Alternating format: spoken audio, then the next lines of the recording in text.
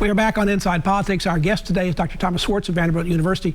Dr. Schwartz, President's not sitting on his laurels waiting to enjoy this victory. He made his first national speech to the nation on Thursday night. He also was making a nationwide tour. Part of this is probably what happened to him in 2009 when he was a part of the Obama administration. They stopped a lot of the bleeding on the Great Recession, but then they sat back and didn't do much to promote it, and the Republicans kind of undermined a lot of it, didn't they? Yes, it's clearly they believe that this was the issue in 2009. Now, that's not necessarily the case. In a way, they did try and promote it at the time, but the real problem was that the financial disaster was so severe that recovery did take time, and many of the infrastructure projects that they tried to launch did take a while to get started. So while they are convinced that it's a public relations issue, I'm not so sure that that's necessarily the case. But you're right that, in fact, what they're trying to do is, in their view, avoid the mistakes of 2009 and get out and promote this project and make sure Americans know that this is something that the Biden administration did and the Democratic Party did, hoping to take advantage of that in the 2022 midterm elections. The president says he wants everybody to be eligible, all adults to be eligible, at least to get in line to get a vaccine shot no later than May 1st. That's a much more aggressive schedule than even what he announced last week. He's also saying if we follow all the rules and continue to get our shots, that by the 4th of July we might be able to get together and celebrate that in style with small groups. Is he over-promising? Is he beginning to reach too far and may not be able to deliver on all that? Actually, I think he's under-promising. My own guess, and this has been watching his style through, is that he is trying to be the anti-Donald Trump. He is trying, if you remember, that when the virus, a year ago, when the virus first came out, Donald Trump was saying we might be able to re-celebrate on Easter in April. Of course, that did not happen. And, Trump was famous for over-promising about issues related to the virus. And I think Biden here is under-promising. He's being very cautious with the idea that he's going to be able soon that things are going to get better much more rapidly, or at least he has the suspicion that things are going to get better rapidly. The scale of vaccination has been really quite remarkable. And I think he's taking a gamble here that this will be seen as an under-promise rather than an over-promise. The president was almost pleading in his speech to ask people to unite behind him, the whole country to unite to try to beat the virus and to bring things back. Unity has been a tough situation for this nation, particularly dealing with the virus. Is he going to run into problems there? Do you think this is something the country will unite behind? Yes and no. I think his appeals to unity certainly, again, distinguish him from Donald Trump. The idea is, at least rhetorically, to talk about unity and to calm the country.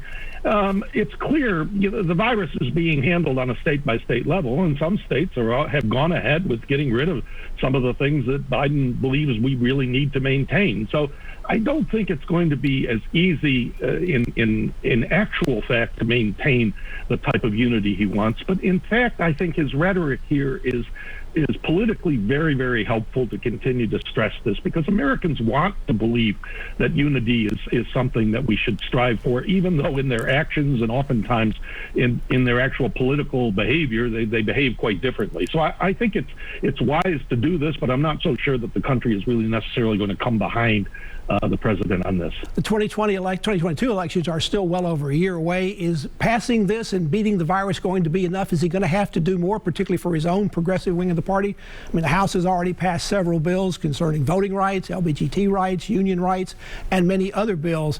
They're going to have to get at least 60 votes to be considered in the Senate, because those are policy, not budget reconciliation bills. Is he going to have a problem even within his own party, because a lot of these bills are just going to back up in the Senate and die as they have before?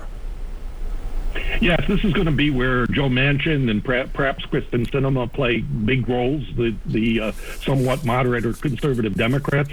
So yes, I think he'll want to achieve more, but I think they are gambling that if they only do this, in fact, this $1.9 or almost $2 trillion proposal, they'll still be in a good shape for the 2022 elections, because I think they see the significance of this, especially in many of the proposals that that are being financed by this as being quite important. But I think they would like to get a few other measures passed. My guess is they'll go for the infrastructure package rather than some of the other ones that have more Republican opposition, and see if they can't get some Republicans through, you might say, old-fashioned pork barrel trading, in the sense of giving them infrastructure proposals, things that would help their districts or states. So I think in that sense, they may focus on that as the way to try and get something more besides this particular proposal. The infrastructure bill does involve a lot of money. It can't be handled under the budget reconciliation rules. It'll have to get the 60 votes in order to beat the filibuster in the Senate. That's right. That's right. But there are, Republicans have talked about an infrastructure bill. Donald Trump talked about it and could never get it done. So there are probably Republicans in the Senate who could be tempted to look toward an infrastructure proposal. And if Biden uses some of his knowledge of the Senate, his friendships there is a possibility that he could achieve that. I think there's a lot of senators who want to do something on infrastructure. It may just be that he has to hold off parts of his party who might want to add other things to it that would be unpalatable to some Republicans. Some parts of this bill are going to have to be renewed, the child tax credits, and we may even have to come back and ask for help again on the unemployment situation.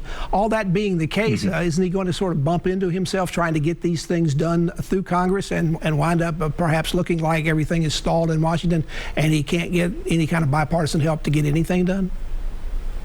That's certainly a possibility. I think, though, that if things are directly more related to the pandemic, I think he's going to find that there is more support for doing something. Now, my own guess, though, is that the economic recovery is going to come. In that sense, I don't think he'll be as pressured to do more on the pandemic as some people think right now, because I think that in a way he is set up between the vaccination, the vaccine purchases that they have made. They've set up a situation that should lead to a pretty robust economic recovery in the latter part of this year. On the Republican side, there seems to have been something of a civil war between the congressional wing of the party and Donald Trump.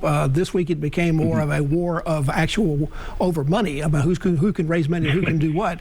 But Mitch McConnell seems to be in an increasingly tough position. He's now got 6 of his incumbents who were seeking re-election who've decided to retire. That's going to make it very hard for the Republicans to take back over the Senate, maybe even hold where they are right now at 50-50. Yes, I think they're going to be in a tougher straits for the Senate than they might be in the House. I think there's at least a reasonably good chance that they could take the House in 2022. They're very close on that. The Senate will be much more of a problem because of all these retirements, especially of moderate Democrats like Pat Toomey in Pennsylvania or Roy Blunt in Missouri, who have won elections in states that are more mixed. So it could be a very tricky situation for Mitch McConnell to get control of the Senate again. I think if I were predicting now, I'd say more likely the House than the Senate will flip in 2022. Dr. Thomas Schwartz of Vanderbilt University is our guest. We're discussing the current Biden administration and the success in its first 50 days and the challenges that lie ahead. Now we'll turn to foreign policy in the next segment. Stay with us. We'll be back on Inside Politics after these messages.